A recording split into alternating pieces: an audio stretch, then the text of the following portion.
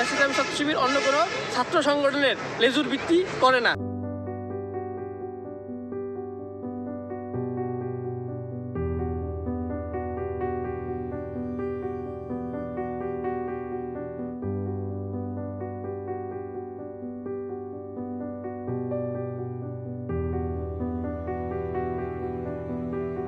যারা এই সংগঠনের লক্ষ্য উদ্দেশ্যকে তাদের জীবনের লক্ষ্য হিসেবে গ্রহণ করে তারাই শুধুমাত্র এই সংগঠনের সদস্য হতে পারেন।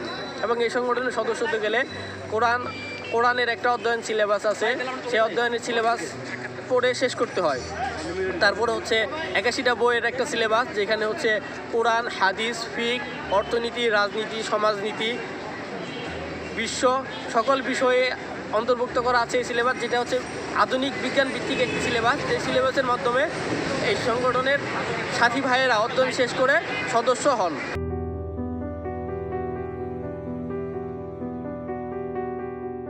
আমাদের বিশ্ববিদ্যালয় হচ্ছে সিন্ডিকেট, সম্ভবত 61তম সিন্ডিকেট অনুযায়ী লেজুর ভিত্তিক ছাত্র রাজনীতিকে নিষিদ্ধ করা হয়েছে এবং ক্যাম্পাসের ভিতরে সকল প্রকার সভা সমাবেশ মিছিলকে নিষিদ্ধ করা হয়েছে।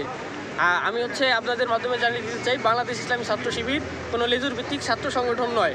বাংলাদেশ ইসলামী ছাত্র শিবির কোনো সংগঠনের কোনো কর্মসূচি বাস্তবায়ন করে না, শুধুমাত্র নিজেদের সংগঠনের কর্মসূচি বাস্তবায়ন করে।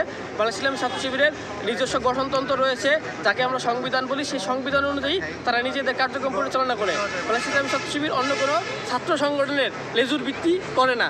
এটা বাংলাদেশ ইসলামী ছাত্র শিবির কোনো লেজুর ভিত্তিক ছাত্র সংগঠন নয়। এবং যেহেতু শুধুমাত্র ক্যাম্পাসের ভিতরেই ছাত্র রাজনীতি নিষিদ্ধ, সেহেতু হচ্ছে তার কারণে আমরা আমাদের এই কার্যক্রমটা বাইরে নিয়েছি আর কি।